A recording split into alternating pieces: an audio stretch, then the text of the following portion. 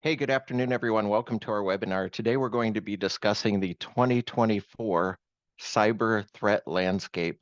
We have a terrific guest speaker lined up to present to you today. She has unique perspective, valuable insights, and she'll even be offering recommendations and references to resources that you can take advantage of to make your organization more secure and perhaps more operationally efficient as well. I'm going to, let's see, I want to share a little bit of overview information. I do my own text, so bear with me. Here we go. And so I had just a few announcements to make at the top of our session today. Um, one thing that I wanted to point out is that this is an interactive session. So what you get out of this session depends a little bit on what you contribute. So questions are welcome. You can submit questions via the Q&A or the chat session. We want you to speak up. There is, in terms of our agenda, I have some initial announcements that we're in right now. Our guest speaker will speak, and she has a contiguous presentation that she has prepared for you. And then we've allowed a lot of time for questions and answers. So be sure to let us know if there's something that you're concerned about or something that isn't clear for you. Odds are there's somebody else that shares your concerns or has the same lack of clarity. And so please speak up on those issues. And the way you can submit questions are either via the chat session or the Q&A feature in Zoom. And the difference between the two of those is that if you submit a question via the chat session, it will be visible to everyone in attendance today. Whereas if you use the Q&A feature, it will only go to the moderator and our presenter. So there's a little bit more privacy, confidentiality, or anonymity with the Q&A feature. But you do you. Either way is welcome. You can do whatever you choose. And we do want to hear from you as we go. One question that comes up all the time is this event being recorded? And it is. I will make that available. Should be about a week from today that recording will be available for you. And I'll send an email note out to you that will include a link to the recording. Usually we publish that on our blog at EXP Technical, as well as on YouTube and in our technology training site, EXP Academy. So before I introduce our speaker, I've never done this before, but I wanted to share a little bit of information about the demographics of who registers for these events or who's in attendance. At this event, I think we have around 100 people in attendance. And if you look at the pie chart here, you can see that they are a pretty broad cross-section of the Pacific Northwest regional economy. And, I mean, just looking at some of the bigger sections, the legal profession is well represented because this event qualifies for continuing legal education. So it makes sense that there are a lot of attorneys here. At EXP Technical, we provide IT support to a lot of law offices, a lot of nonprofit orgs, a lot of architectural, engineering, and construction firms. So it makes sense that those industries are well represented. But my point in bringing this up is to let you know that you're not alone. Sometimes when you attend this event, maybe you're listening with headphones or maybe you're viewing the recording later on, and cybersecurity can kind of feel like an individual sport or like a lonely venture, but it really is a team effort. Again, it's a broad cross-section of our local economy that's attending, and we have people that are attending from some folks from elsewhere in the world, but primarily from Eastern Washington, North Idaho, Spokane, Coeur d'Alene area, stretching westward to the West Sound region, Bremerton, and that side of the Puget Sound area, and from north to south from Bellingham all the way down to Hillsboro, Oregon. So there are a lot of your neighbors here. And the good news about all of that is that by attending these events and by hosting these events, it's our goal to help supercharge the region. But by attending these events, you're doing your part too to keep the region more secure. And as you know, the Pacific Northwest is an economic powerhouse. We're more productive than just about anywhere else in the world, very tech savvy, highly educated. We kind of punch above our weight here. And events like this are one way that we help keep the region more secure. And then finally, I guess my last point on this slide is that you can see a couple of the title and the quote there, share knowledge, share success. That's a core value of ours at EXP Technical. And knowledge shared is power multiplied. Feel free to share the recording or other, whatever you take away from this presentation with your colleagues, with your coworkers, on social media, or wherever you think that others might benefit. And that's probably a good segue to introduce our guest speaker today. We are delighted and grateful to have Barrett Adams-Simmons joining us today. She is her experience, work history includes both engagements in the public and private sector as a consultant, as an advisor, as a counterterrorism policy advisor, a cybersecurity policy advisor. She is currently deputy director for CISA Region 10, and I think she'll talk about CISA and what that organization is and where it fits into the structure of government, and what resources are available through CISA. But we are, as I said, delighted and grateful to have Barrett Adams-Simmons joining us today. So Barrett, welcome to our webinar. I will stop sharing. And welcome, it's great to have you here. Thank you. It's my turn to share, so give me a moment. I do my own tech as well, so let's hope I can do this correctly. Okay, good luck. Thank you, kind sir.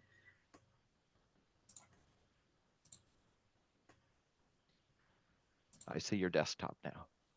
There we are.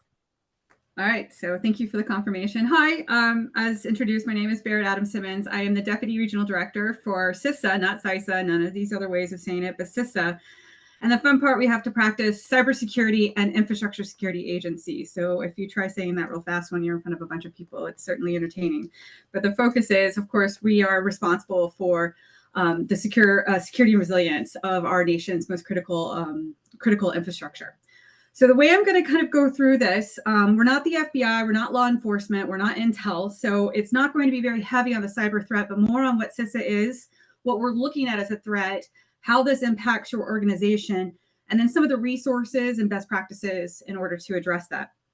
So kind of flow through that way. So it's not too much of a, this individual did that, but we can get into a few specifics. It's more to share the information, letting you know what's out there and how you can address some of these concerns. And let's see if it progresses. It's not moving forward. There we go. So like I said, the CISA is, we're looking at the security and resilience. So if you're impacted, to ensure the prevention of being impacted or targeted, and then if you are impacted and targeted, how to bounce back quickly in order to move forward. We're at the pinnacle of the risk management for both cyber and physical infrastructure across the country. So this even comes in, looking at it from these four different perspectives, it comes into a little bit of what was already said, what Kelly already said is, you'll see the bottom right hand, it's public and stakeholder engagement, such a large portion of what we do, especially out here in the regions. And then to make sure that you, our partners, know they're aware that they're at risk, and that what's out there, what information is available. So you're also looking at your information sharing, and how can you identify when you're getting you're being targeted, either by cyber, insider threat, and again, there's physical threats as well. I know this is a focus on cyber, but we look at the full spectrum, not just cyber, but also physical. And so sharing that information, and some of the resources we have also includes reporting. So we can give you a heads up. Someone will let us know that they're being targeted. We share that information broadly to help stop the further spread of some of these nefarious actors that are out there. Also among our resources that we provide are risk assessments. I'll get into something a little bit later, and I'll keep foot-stopping it, is you have to know yourself. So part of knowing yourself are these risk assessments. Where are you vulnerable? You know, who's in charge of what, you know, what do you have in place already? What can you do to cut off some of this low-hanging fruit that might put your organization at risk? And then ultimately reaching capacity building. You're increasing the strength of your organization by doing all these things. And then, so our big focus is on critical infrastructure.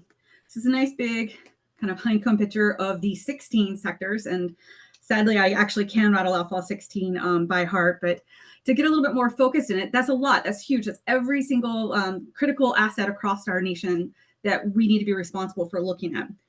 So to whittle that down a little bit, our Director Easterly, has us focused on four primary goals, and not all of them hit on who we're talking about amongst this group, but I'll get to that in a second. So our number one priority this year, I think should come as no surprise, is elections infrastructure. We are responsible for helping to secure our nation's elections infrastructure. So that is the major impact of what we're doing right now. But so much of what we do with elections infrastructure, even if you are not a part of that sector, is you can transfer it across all of the sectors. But our outreach right now is focused on elections and ensuring that we're as resilient as possible. Two of the others is water, wastewater, and health and public health. So those are two big ones, followed by K through 12. So I believe there are some academic institutions in here as well. The big kind of focus that we like to think to, which speaks to, I think, small and medium-sized businesses, is we're looking for target rich. So those targets that you're definitely vulnerable, or there's people that are targeting you. So target rich, but resource poor. So you're getting attacked, but you don't have the resources to really help to be as resilient as you should be. So those are the folks that we want. Those are the critical infrastructure partners that we want to engage to make sure they have the resources available to address a lot of these potential attacks and vulnerabilities they have. So amongst the group we have here, if you look at the honeycomb of actual sectors we have in there, what are the areas we do a big focus on in this region is critical manufacturing. We do a lot of security working groups with critical infrastructure partners across this region. And I'll get to what the region looks like here in a second.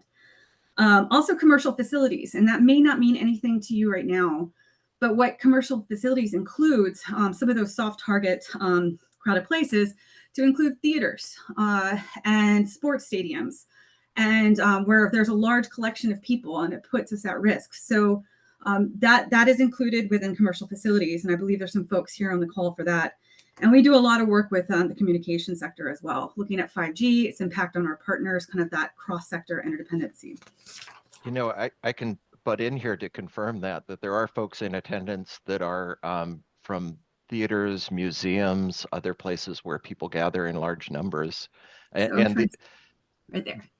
The other thing that stands out to me is you mentioned target rich and resource poor, and that's a pretty good general description of small and medium-sized businesses. Wouldn't you agree? As well as nonprofit orgs. I mean, and that's why they are such I'm assuming, an attractive target, is that they don't have the resources to invest in hardening their infrastructure in the same way that Boeing or Amazon or Costco might. Am I correct in that assumption? 100%. That's exactly why I kind of brought that up. But we do work with Boeing because there's a lot of information sharing that goes on there. And Boeing has a lot of small subcontractors, part of their supply chain, their third-party entities that are smaller. And so a lot of times you'll see the adversaries target those partners that are part of the supply chain or third-party vendors. They'll target them because they don't have the resources that Boeing has. So Boeing encourages us to engage with a lot of these partners, which I believe includes folks on this call, yes, to ensure that that they have the resources available at no cost, or at least educate them to help them become more resilient. Whereas Boeing has a large, well, at least they did, large coffers that they can pull from. They're still concerned about their third-party vendors because it ultimately gets to them through that that vector into the larger organizations. Mm-hmm. Okay. So I mentioned regions. So CISA has 10 regions, and we are Region 10. So that's where I'm the deputy. And we kind of take over the Pacific Northwest and Alaska, so Seattle, Oregon, and Idaho. And across the nation, there's a footprint similar to ours. So if you're calling in from even outside of Region 10, we can help direct you to, you could reach out to some of those partners. They'll have the same resources, hands-on, personal. We have security advisors on staff that physically go to meet with you, sit down with you, look at your networks, and kind of help walk you through assessments or assist visits to see what's going on with your organizations. And even if not that, you can get additional information when certain threats come out. Are there, forgive me for interrupting you here, but is there different subject matter expertise in different regions?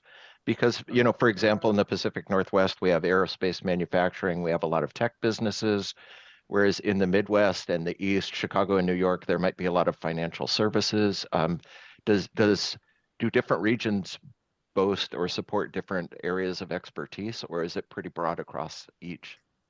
we're going to be fundamentally consistent, focusing on the critical infrastructure sectors that I showed you, ensuring that these critical infrastructure partners receive every opportunity. And to lend to what you were saying, some regions focus more on others. So I mentioned critical manufacturing. Both regions 5 and our region focus more on critical manufacturing than, say, other regions. Whereas region 7, and to a large extent, region 8 has a larger focus on food and ag. And then region 6 is going to be focused a lot more on chemical security. So we have our 4 priorities. We have all of the assets we're looking at, the 4 priorities, and then maybe one more that we kind of dig into. And so in our region, we actually dig more into communications and critical manufacturing. That doesn't mean we don't touch on the other critical sectors, but that tends to be our focus. Mm-hmm. That helps. And on that note, I thought this is what you were getting to, but I mentioned we're more than cybersecurity. So we're protective security as well. We have protective security advisors that look at the physical security, but also do a lot of things like de-escalation training or active shooter or active assailant training and planning response. I mentioned chemical security for Region 6. We have our own chemical security footprint here. Those advisors are looking at specifically kind of what chemicals are stored on site, what the combination of some of those chemicals are, which may surprise you, the quantities of those that could potentially evolve into a legitimate threat. Where are they stored? How are they stored? What are we looking at? So that's a lot of anti-terrorism, things that you wouldn't even think of, like certain tanks close to the boundary with the school. The school's on the other side. He's like, you don't want that there. You want to move it somewhere else. So we go in and look at that. I mentioned communications, specifically emergency communications. So those are your 911 centers, and you're looking at natural hazards, especially, well, both cyber and natural hazards, where you have cable, like cables, and they're, like we know very well here in the Pacific Northwest, wildfires. So when there's wildfires coming through, we work with our emergency communication partners to identify what's potentially in the path of those wildfires and to share with our emergency manager responders. So they know that they're aware if this tower goes down, we're going to lose communication across this part of the state. So they're in there helping to advise on that. They're looking also at the vulnerabilities and the development of 5G systems, and also providing technical assistance to our emergency communication providers. And then Operation Outreach will go across all of them. That's what we're doing. That's part of our mission to help ensure that we're sharing that information with everyone. And again, so the highlight, these are all at no cost. And I mentioned at the beginning of this, so much of being able to address the threats is to know yourself. What are your high value assets within your organization? What's most critical to keep you all operating on a regular basis? What might people be targeting? What might these adversaries be looking at within your organization? What can you kind of help to fortify and mitigate so that they are not successful when they target you? Understand the threat, so you know what they're looking for and how to kind of flag that. You get that from what we're doing right now, exchanging information, going online, figuring out what's down. Like we have a myriad of resources at CISA.gov. I'll get into that a little bit later. But being aware of that and signing up for certain programs, signing up for some of these resources that we have. And so this is the big picture cyber threat landscape. And I feel the need to apologize because we're not FBI. We're not going to come in and do an actual threat briefing. But this is the threat landscape that we're looking at primarily. So it's those advanced persistent threat. You may have heard of those APTs. Those are the more robust, the Russian state-sponsored, the Chinese-sponsored. Russian state-sponsored are going to be going after certain sectors, especially you're going to see like the water sector or dam sector that have that, what I call ITOT, and I don't want to kind of, I may be, y'all may be very familiar, but looking at that cyber convergence. So you have assets that are exposed to the internet, the asset, the threat actor gets into the system and then is able to manipulate the physical side of the production and what you're trying to accomplish. So we spend a lot of time looking at how do you prevent that first access point, that first entry, And even if they do get in that entry, how do you segment it so that they can't jump from that initial threat vector and get to the actual systems and manipulate, how much chemicals are going in for water, wastewater as a basic, or controlling kind of the mechanic part. So if you disrupt it enough, you damage the equipment. Or, especially with the water, wastewater, it could potentially cause a significant threat to the community, public health. So looking at it from that broad spectrum. Something that we don't often think about is intellectual property theft. Chinese state actors, while they have a myriad of focus points, one of them is looking at trying to steal some of that intellectual property. It's a part of their culture. It's okay. It's acceptable.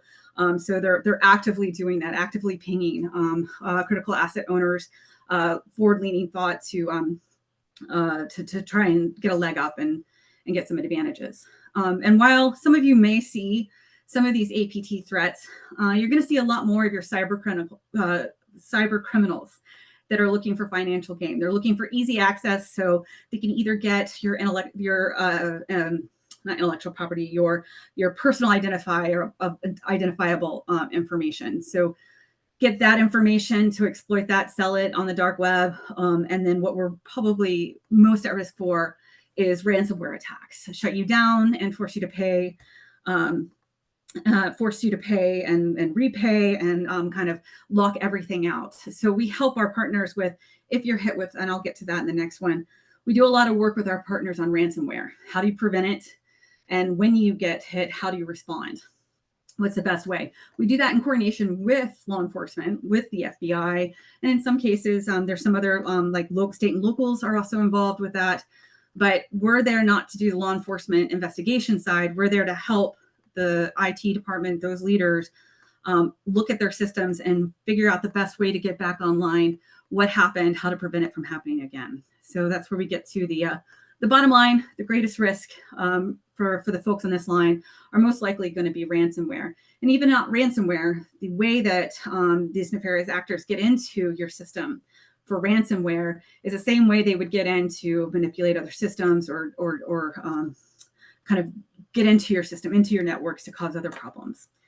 And of course, don't panic, but don't be complacent. And so there's a lot that we can do. So as promised, ransomware, and embedded through this, and we will share these slides. I'll PDF it and have it available for Kelly to send out. But we've got links in here. But I mentioned CISA.gov. I encourage, in fact, if you're at home, go ahead and kind of log into CISA.gov while you're talking to me, or I'm talking at you rather. And even across the board, you're going to see a button specifically to free cybersecurity resources. And then over here, there's another button that's going to say #StopRansomware. And so that's just a whole wealth of information to both from training, what you should be doing to secure your infrastructure. And there's some bottom line things that I can go through right now to be considering. So one of the themes that keeps coming up is the need to update your software, to have supported operating systems as well. I know it's kind of annoying to run the antivirus, to upgrade your systems, but it's critical. And if they're pushing to do upgrades, it's because they've identified some kind of vulnerability in there, and a vulnerability specifically that we know nefarious actors are targeting. So it's critical that folks update and install patches. Some of the basic stuff that you would be surprised at how many organizations still do not put this into effect is your strong passwords. And I'll get to multi-factor authentication here a little bit too. But there you go. It's the fourth line down. So strong passwords, your multi-factor authentication. If you go online, if you click on this link for #StopRansomware, it'll have additional guidance on how to implement multi-factor authentication, how to enforce strong passwords, because it's one thing to demand it, but it's another thing to enforce it. And then, of course, always almost all of the, not all, but a large amount of the vectors that nefarious actors get to your systems is going to be through phishing campaigns. Things that you can, known phishing campaigns that we can mitigate with a firewall, with looking at common vulnerabilities. And then if it does ultimately get into your system, to train your people so that they're suspicious of unexpected emails. There are certain programs. We've got some resources at CISA.gov and Cyber Essentials kind of help you walk through that. But one of the biggest concerns with ransomware is, well, two of the concerns to consider is many of these companies that get hit with ransomware, they pay what they need to pay to get their system back, but they'll have to pay twice, or they may pay and never actually get it. So that's where it's critical to also work with your law enforcement partners, know who your law enforcement partners are. And I'll have a list at the end for the the Region 10 CISA partners that can help you connect with those law enforcement partners if you don't know who they are, to avoid having to pay, to avoid having to pay twice. Sometimes too, if you try and back it up, you don't back it up far enough. And so you back it up to a point where the actor is already in the system. So it just opens you up again to be vulnerable for a ransomware attack. These are just a few things to consider when you're looking at ransomware and how you're being targeted. So one of the many... Oh, yes, can I interject with something real briefly? Just a callback from a webinar that we had about a year ago, which was where we had supervisory special agent from the FBI. And I want to reiterate one of the things that he said. Unfortunately, we weren't able to record that event because of the sensitive nature of some of the things that he discussed. But one thing that he mentioned is that if you are the victim of a ransomware attack, and even if you do, they discourage you from paying the ransom, but even if you do, the FBI will still view you as a victim. They want you to speak up and report and work with the FBI.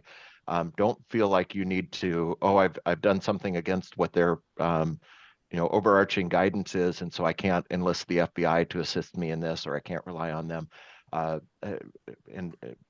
Perhaps I can provide links later on to the IC3, the Internet Crime and Complaint Center, where you can report those incidents. But the FBI ultimately wants to go after the bad guys, not after the victims. And so, they are there to help you, even if you have not followed, you feel like you may not have followed their advice to the T so far.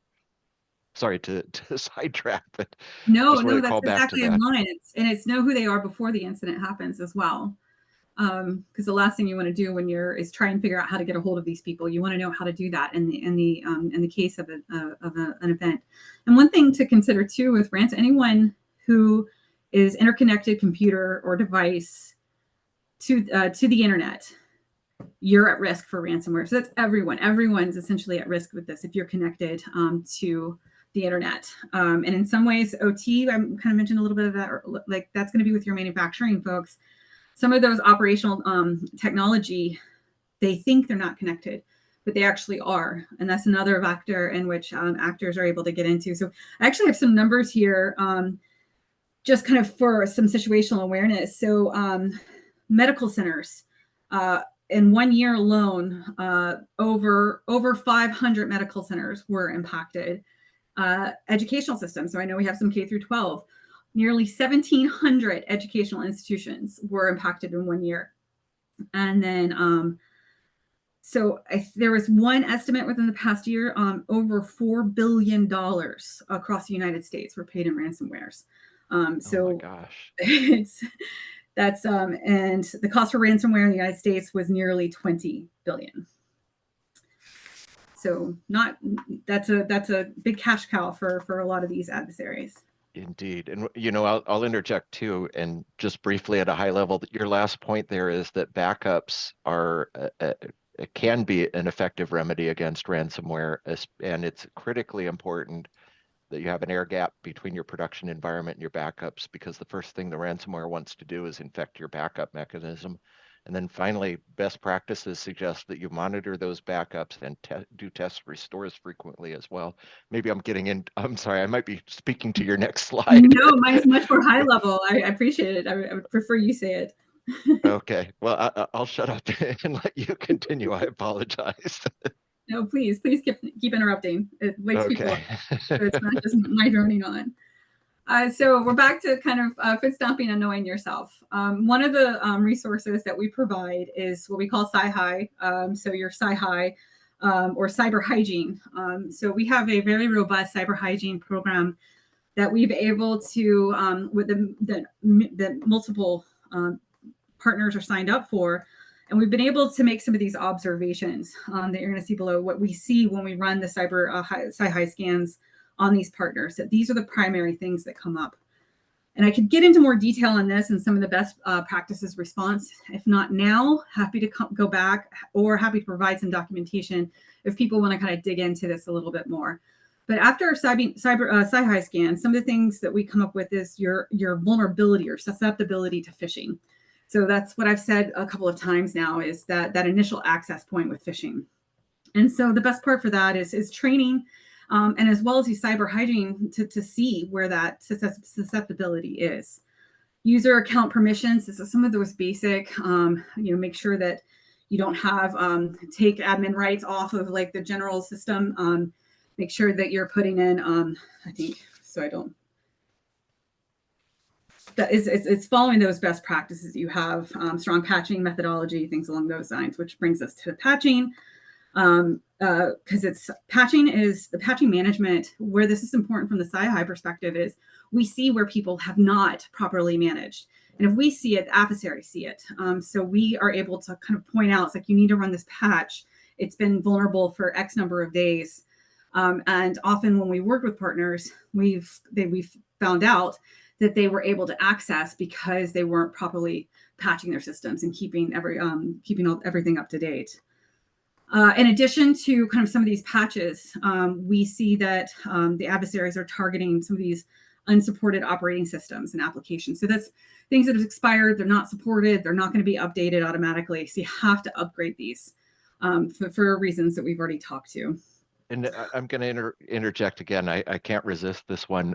This may be the first time, probably not, but maybe the first time people in attendance are aware of this, but or maybe you've heard of this, but Windows 10 operating system reaches end of support in October of 2025, which is just a little over a year from now. It sounds like a long time in the future. It is not. Take a look at how many Windows 10 computers there are in your computing environment. There are probably quite a few. Now is the time to start planning for that, because after end of support, it will be more difficult. Microsoft will not be releasing critical updates, security updates. Those systems, those computers will be much more vulnerable in the future. So it's time to plan now. I'm also going to give, I'm a sales guy, so I have to say, all of the things that you're addressing here, EXP Technical can certainly help you with those. I mean, if you have your internal IT department, that's great. If you're working with another outsourced IT support provider, that's great too. There are lots of great resources that can help you. But all of the things that appear on the slide are exactly what we do every day at EXP Technical. And back to you, Barrett. I'm sorry for it's a great point. Resist that one. No, absolutely. It's something I haven't said so far, but I feel compelled to. Is we're obviously the federal government. This is a CIHI, so we're scanning your systems, and particularly in the Pacific Northwest, there is a reluctance to work with the federal government. We understand that. We're not trying to force anyone to work with the federal government. We just want to make sure everyone is aware of how they're vulnerable and the means of which to help mitigate that, or to at least flag that. So there are many other sources. They do cost money. We're no cost. But the important part is that you're scanning your systems. You're looking at this. You're identifying these known access points to the actor. So we are not offended if you don't leverage our no cost resources. We just want to make sure you're aware that you need to be doing something because you're certainly vulnerable to this. All right. Sorry, I got away from me on that one. I think one of the biggest things to focus on in this whole brief, I already mentioned going to CISA.gov. CISA.gov even has its own section for cyber guidance for small businesses. And they're looking at advice and what small businesses should be doing with the perceived resources and kind of maturity level, cyber maturity level that they're coming from. And they're constantly adapting how they provide this guidance. And one of the examples that they use, even if you go to this website, is, it used to be we're pushing like a decade ago, just make sure you don't log in and buy things from, free Wi-Fi access at a coffee shop or something along those lines. Well, we've evolved from that being the primary threat to others. And these are some of the guidance that we are recommending in order to kind of help mitigate yourself. While like following this advice is not going to actually guarantee that you won't be targeted, well, you'll likely be targeted, but won't be someone will likely not gain access to you. But you'll never have a security incident. You will likely have a security incident, but it does lay the groundwork for building like an effective security program to help prevent it. And then if it does happen, you're postured to respond and you have everything in place to recover quickly. So some of the big things, I've got them shortly listed off there, but I encourage everyone not only to go to CISA.gov, but specifically because this is for small, medium-sized businesses, cyber attack guidance, tack small, tack business. So please go to that website. In addition to what I'm rattling off here, there are resources, there's training, there's announcements on things that you should be looking out for. So bottom line, kind of going through these steps, establish your culture. So working with everyone in your organization, not just your IT department. In a lot of cases, you're not going to have a very robust IT department, but everyone in the organization plays a role in this. In this site, it has access to CISA.gov's MFA, so the multi-factor authentication. How do you do that? So getting people trained. And then the next one is actually designate somebody to be a security program manager. And what I like about how we posture this in the small businesses, it doesn't have to be a security expert or even an IT professional, but someone needs to be designated as a security program manager as a single point to help coordinate and ensure that y'all are actually kind of addressing some of these potential risks. This is a big one. So there is an incident, right? So how do you respond? And you need to have an incident response plan before an incident happens, hopefully. And this comes down to kind of who do you call? Who's in charge? Who's responsible for what?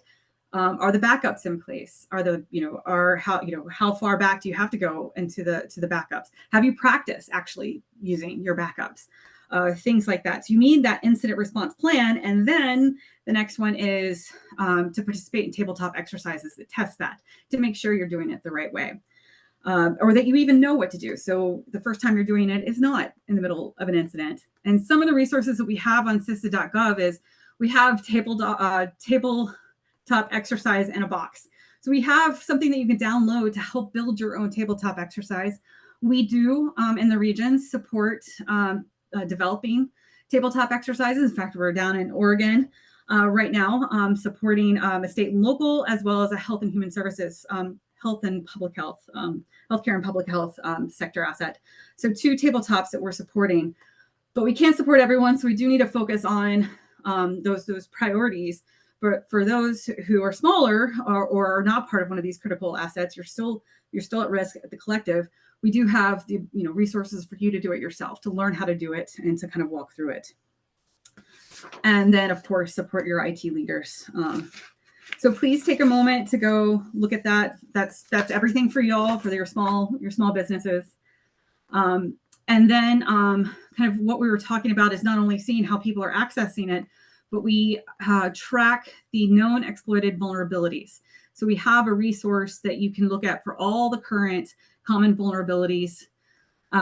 You can sign up to get automatic updates when they've updated it, so you know to go in and patch. If you don't sign up for it, at least take a look at it so you're aware of what's out there and some of the threat indicators. Again, one of the things I do really appreciate about what CISA does is we have systems in place so that our partners will give us a heads up, let us know, hey, we've been targeted. And the great thing about that is we take that information and then share it broadly.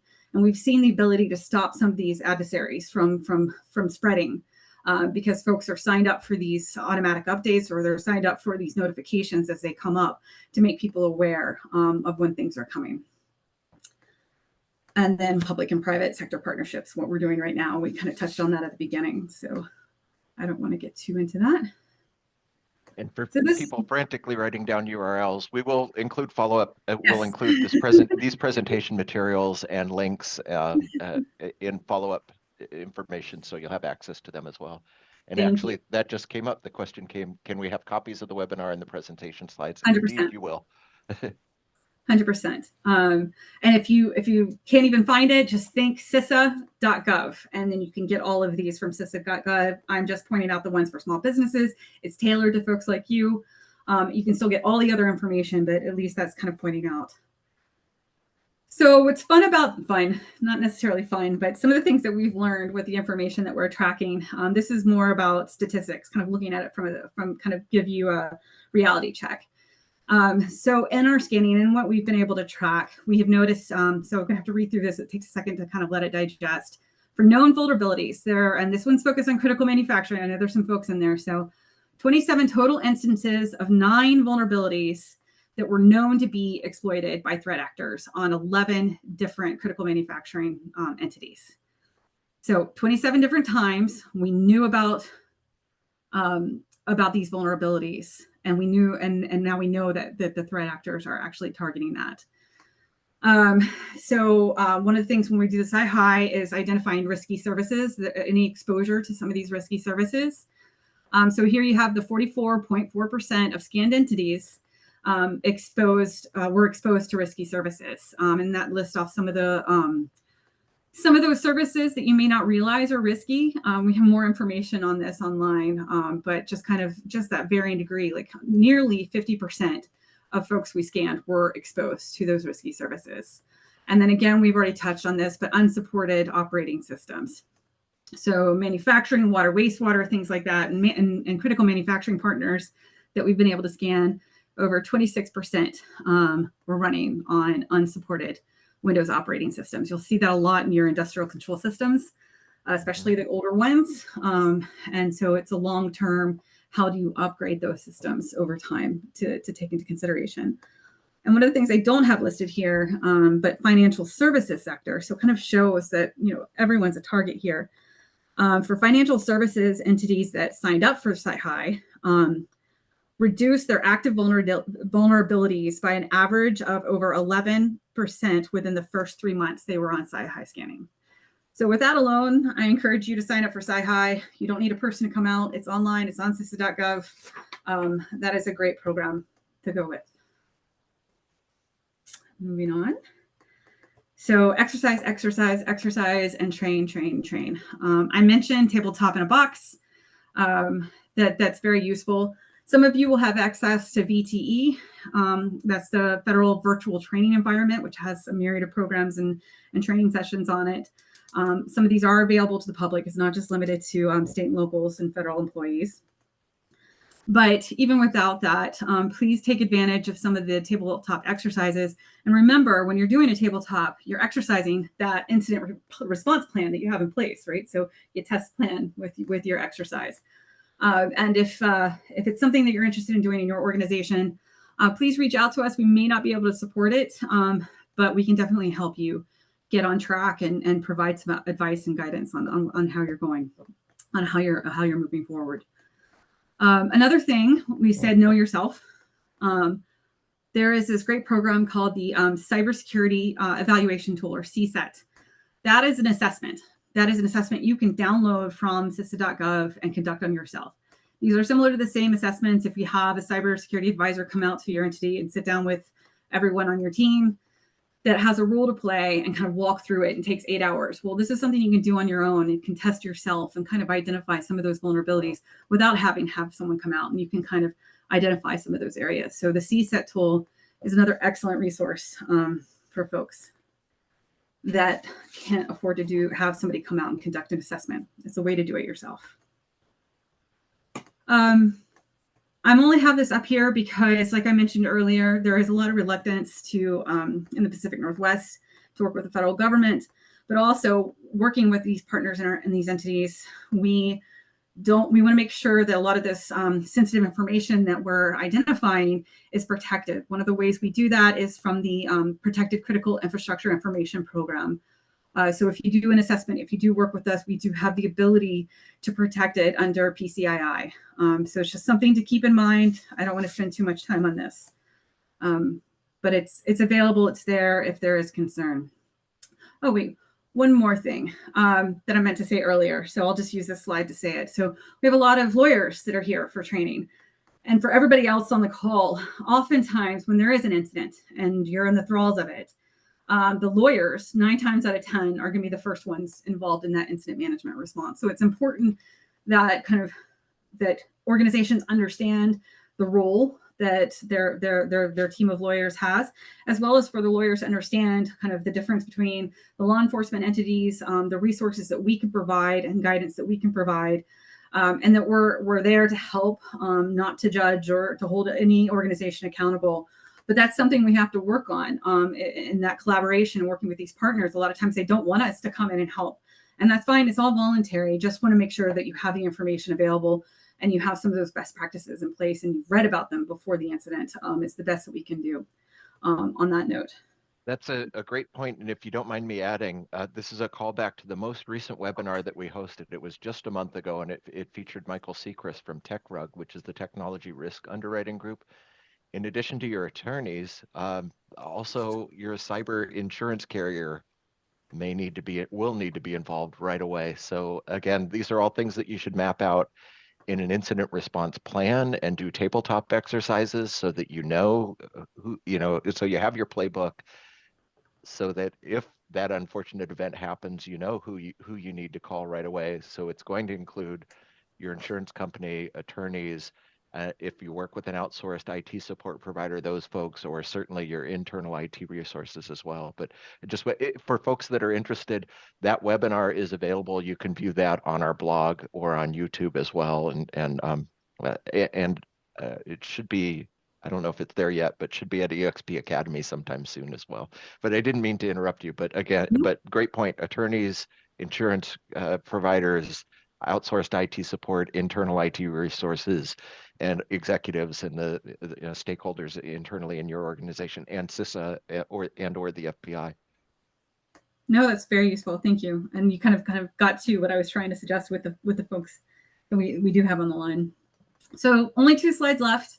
The last slide is the contact information for all the cybersecurity advisors in this region, who, if you're not in this region, we can help you get a hold of those other ones. But if you walk away with anything today, it says, I'm going to say these 3 things, but on top of these 3 things, CISA.gov, and for those free cyber services, connecting with the CSAs, signing up for CIHI, and also looking into the cybersecurity performance goals. That's a resource to help look at your organization. So CISA.gov for those 4 things within CISA.gov. But just walk away with these final recommendations to implement multi-factor authentication. Nice little link there for helping you get to that. Improve your patch management. Like I saw with those percentages, how easily folks are getting access through unpatched services and unsupported operating systems. And then secure potentially risky services. Nearly 50% of those scanned with CIHI are exposed to working with potentially risky services.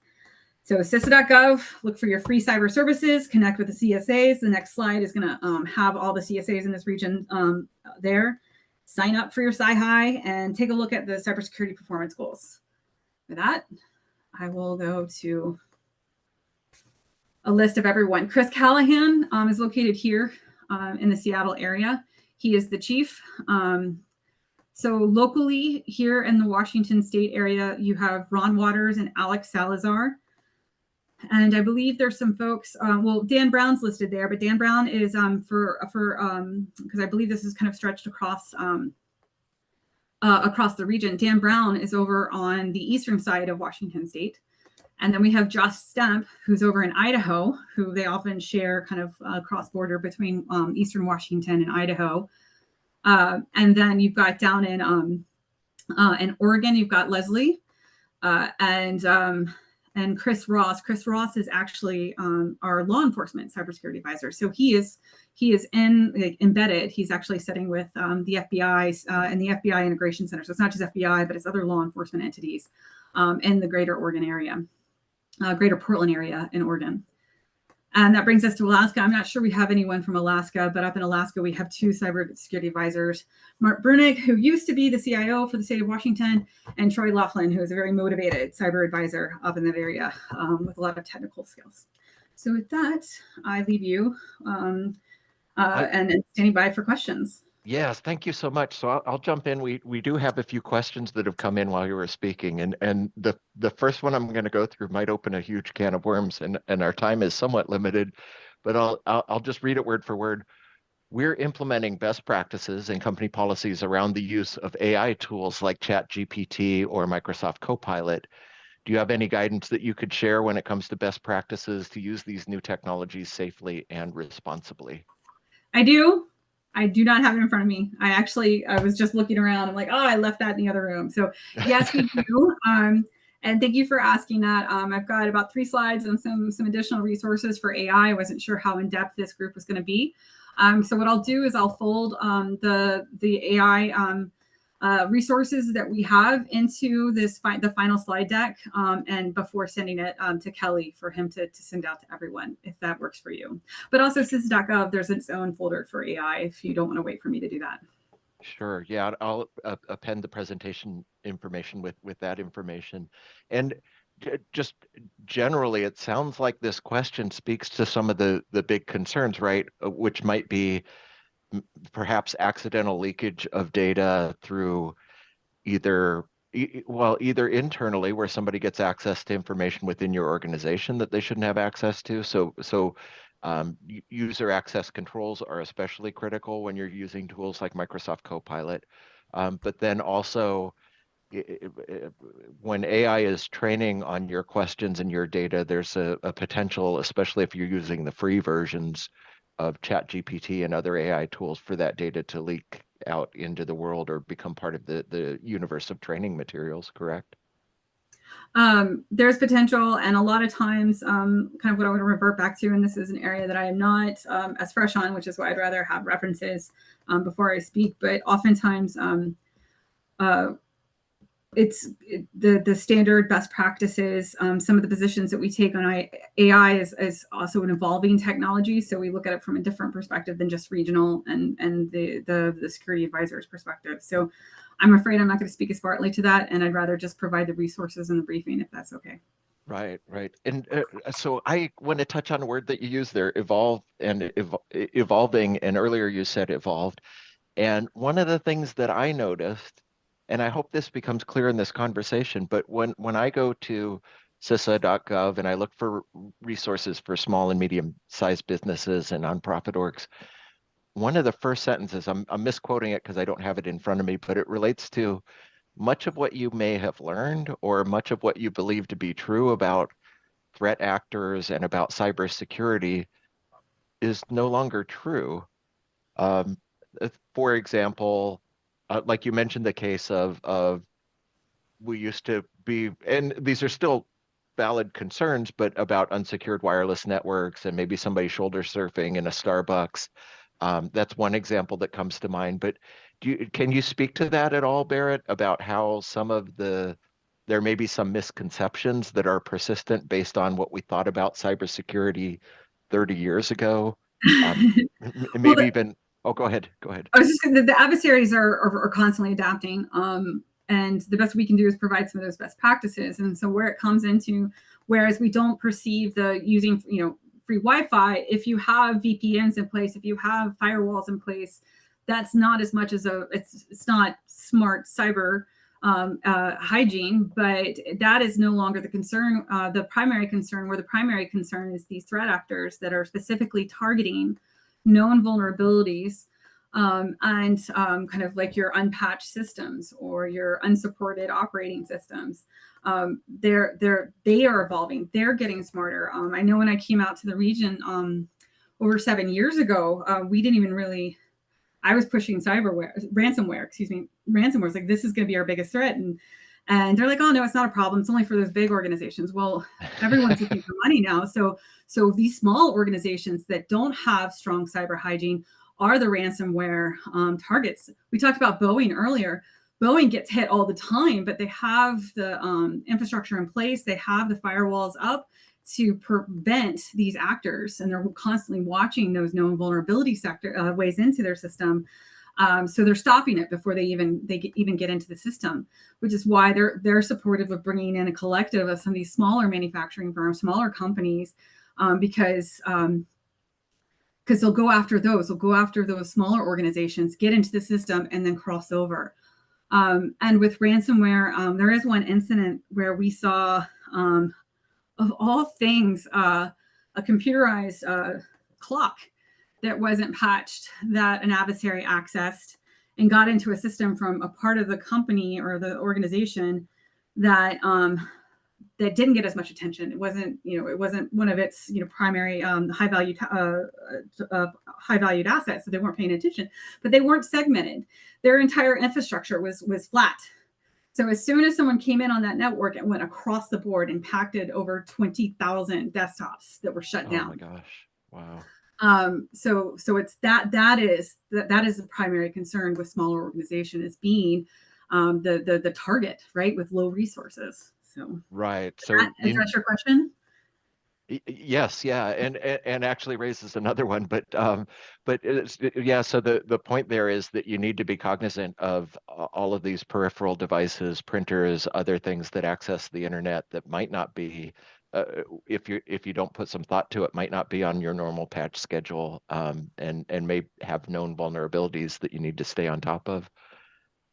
Yes. The other thing too is that you address this, and this is becoming more, I'm becoming more and more aware of it. Well, actually, maybe I want to go back because you said something and I want to underline it because I still hear it today. I meet with business leaders in small businesses and people will still say to me, we're too small. Nobody would care. And the reality is the attackers don't, in some cases, they don't care what your data is worth. They care what it's worth to you. They just want to disrupt your operations so that to extort you. Correct?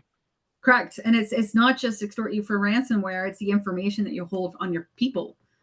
Mm-hmm. It's your payrolls, things like that, that they can sell for, if they can't get you on ransomware, they can sell on the dark web and expose, and you have leakage.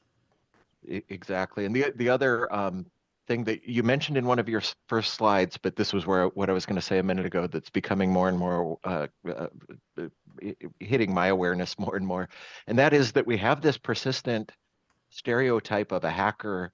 First, it was they were a computer genius, and then it's, well, maybe they're not a genius, but it's this lone wolf guy that lives in his mother's basement and he's sipping Mountain Dew and wearing a hoodie, and he's using code that other people wrote.